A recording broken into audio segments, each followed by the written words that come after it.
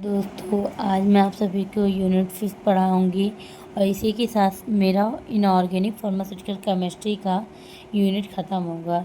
IPC का मैंने B pharma first semester का first, second, third, fourth unit पढ़ा दिया है, तो जाकर फार्मा एंजल चैनल पर देखिए और अगर कोई दिक्कत होता है तो कमेंट कीजिए। अब यूनिट 5 है रेडियो फार्मास्यूटिकल। रेडियो फार्मास्यूटिकल मतलब रेडियो मतलब रेडिएशन होता है, फार्मास्यूटिकल मतलब ड्रग। ऐसे ड्रग जो रेडिएशन को इमिट करे इसको बोलते हैं रेडियो फार्मास्यूटिकल। इसके सिंबल ऐसे शो करते हैं। और रेडियो एक्टिविटी मतलब ऐसे प्रोसेस जिसके थ्रू ड्रग इमिटिंग करता है रेडिएशन को। अच्छा, इमिशन रेडिएशन को क्यों करता है? तो रेडिएशन जो होते हैं उसके थ्रू आप मार देते हो सेल को।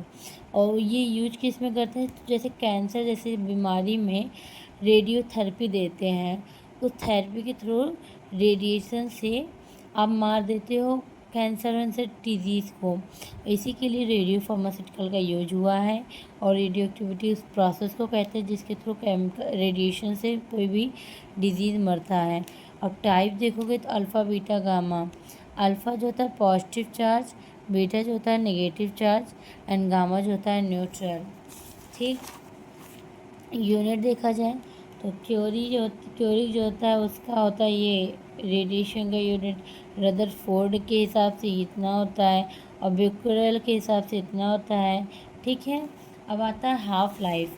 रेडियो आइसोथेरेपी रेडियो जो फार्मास्यूटिकल होता है उसकी हाफ लाइफ क्या होता है? तो हाफ लाइफ मतलब होता है कि कितना टाइम पीरियड जो होता है 50% रेडियो एक्टिविटी शो करने के लिए स्टार्टिंग में शो करता है, उसे बोलते हैं half life. The 50% of initial amount is a half life of radio activity. T half इसको शो करते हैं 0.693 अपॉन लेमडा, ये होता है इसका वैल्यू। ठीक है, अब आता है property of alpha beta gamma. तो जैसे अल्फ़ा जो रिप्रेजेंट किया जाता है वो अल्फ़ा इस तरह रिप्रेजेंट किया जाता है, इसमें पॉजिटिव चार्ज होता है। बीटा ऐसे रिप्रेजेंट किया जाता है, इसमें नेगेटिव चार्ज होता है। गामा ऐसे होता है, इसमें कोई चार्ज नहीं होता, इसलिए इसको न्यूट्रल बोला जाता है। अब अल्फ़ा जो होता है हाई पावर आयनाइज करता है। ठीक है, अब ये क्या होता है कि लो पेनिट्रेशन पावर होता है, इसमें अप्रॉक्सीमेटली बहुत हाई होता है। इसके 40 से 8 है, 4 से 8 मेगा इलेक्ट्रॉन वोल्ट होते हैं।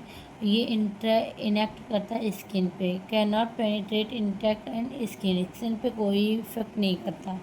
ये बीटा जो होता है वो लो पावर होता है, इसके हाई पेनिट्रेशन होते हैं। ठीक है, और ये आउटफ्लो करता है practically the speed of light के हिसाब से। अब आता है गामा।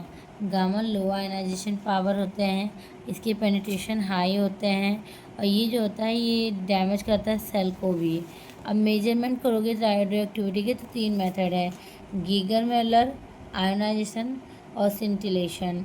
गीगर म्यूलर जो होता है, गीगर म्यूलर नाम का साइंटिस्ट देता है, 2 साइंटिस्ट हैं गीगर एंड म्यूलर, 1920 में दिया था। इसमें alpha beta gamma mono monitor ionising मतलब इसमें डिटेक्ट करता है अल्फ़ा बीटा गामा रेस के बारे में। इसकी कंस्ट्रक्शन देखोगे तो फिगर के पर डिपेंड है। इसमें एक होता है गीगर म्यूलर ट्यूब, उसके ट्यूब में क्या कैथोड और एनोड होता है, वो पॉजिटिव और नेगेटिव की वजह से उसको दिखाता है। इनर्ट गैस कैसे होता है, यही है गीगर म्यूलर ट्यूब। ओके, अब ये इसके बाद इसमें हाई वोल्टेज सप्लाई होता है, काउंटिंग मेजरिंग करते हैं सर्किट की मदद से। अब इसका वर्किंग देखोगे तो ये ट्यूब होता है, ये लो प्रेशर की गैस के साथ आर्गन नियॉन होता है, उसके थ्रू कंट्रोल करता है।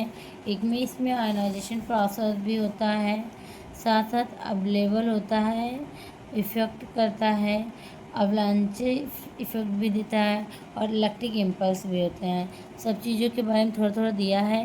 प्रिंसिपल देखोगे तो ये डिटेक्ट करता है आयोनाइजिंग रेडिएशन को, अल्फ़ा बीटा गामा को, वही इसका वो प्रिंसिपल भी है। अब आता है कि एप्लीकेशन देखोगे गीगर म्यूलर का।